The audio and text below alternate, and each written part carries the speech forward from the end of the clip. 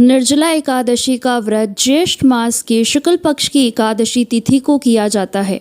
हिंदू धर्म में एकादशी का व्रत का मात्र धार्मिक महत्व ही नहीं है, ये व्रत मानसिक एवं शारीरिक स्वास्थ्य के नज़रिए से भी बहुत महत्वपूर्ण है। एकादशी का व्रत भगवान विष्णु की आराधना को समर्पित होता है। इस एकादशी का व्रत करके श्रद्धा और सामर्थ्य के अनुसार दान करना चाहिए।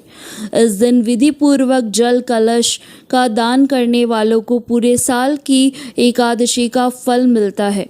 इस प्रकार जो इस पवित्र एकादशी का व्रत करता है वह समस्त पापों से मुक्त हो जाता है।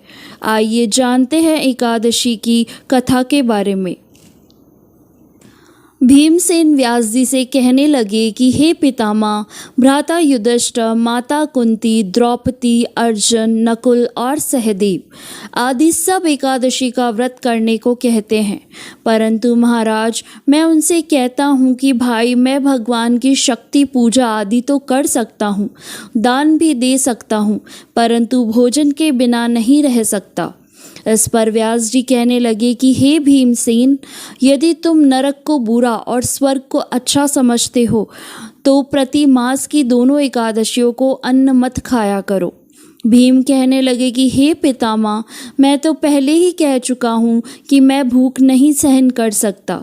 यदि वर्ष भर में कोई एक ही व्रत हो तो मैं रख सकता हूँ, क्योंकि मेरे पेट में व्रत नाम वाली अग्नि है, सो मैं भोजन किए बिना नहीं रह सकता।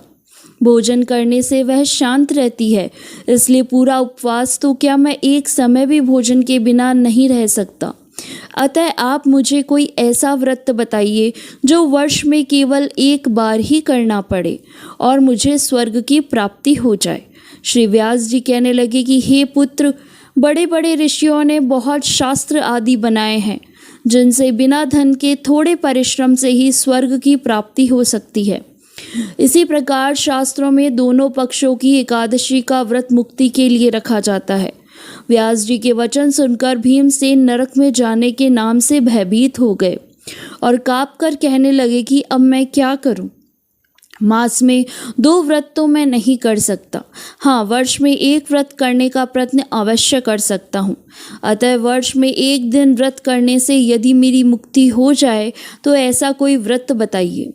यह सुनकर व्यास जी कहने लगे कि वृषभ और मिथुन की संक्रांति के बीच ज्येष्ठ मास की शुक्ल पक्ष की जो एकादशी आती है उसका नाम निर्जला है।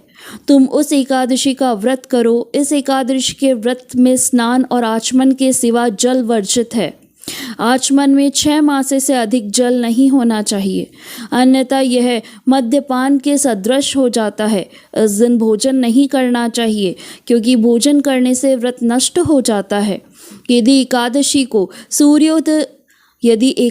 को सूर्योदय से लेकर द्वादशी के सूर्योदय तक जल ग्रहण न करे तो उसे सारी एकादशियों के फल की प्राप्ति हो जाती है।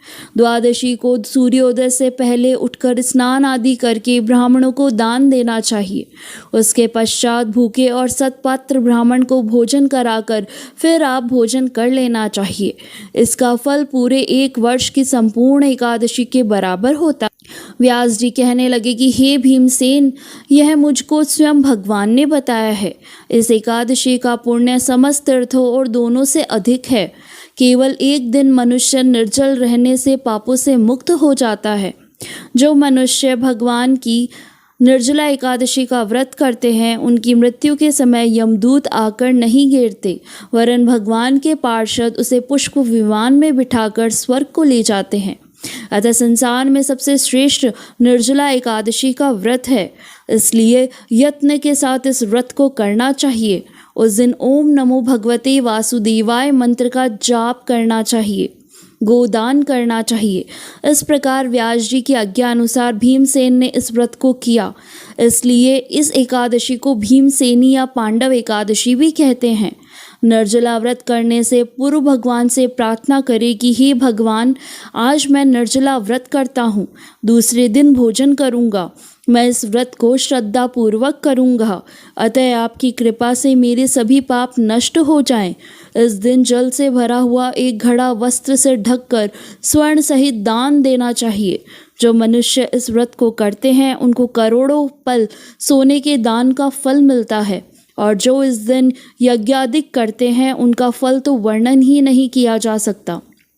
इस एकादशी के व्रत से मनुष्य विष्णु लोक को प्राप्त होता है। जो मनुष्य इस दिन अन्न खाते हैं वह चांडाल के समान है, वे अंत में नरक में जाते हैं।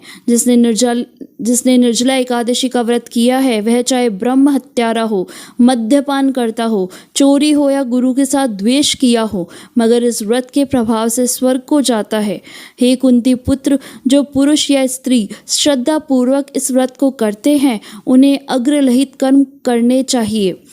प्रथम भगवान का पूजन, फिर गोदान, ब्राह्मणों को मिष्टान व दक्षिणा देनी चाहिए तथा जल से भरे कलश का दान अवश्य करना चाहिए। निर्जला के दिन अन्न, वस्त्र, उपहार आदि का दान भी करना चाहिए। जो मनुष्य भक्ति पूर्वक इस कथा को पढ़ते हैं या सुनते हैं उन्हें निश्चय ही स्वर्ग की प्राप्ति होती है।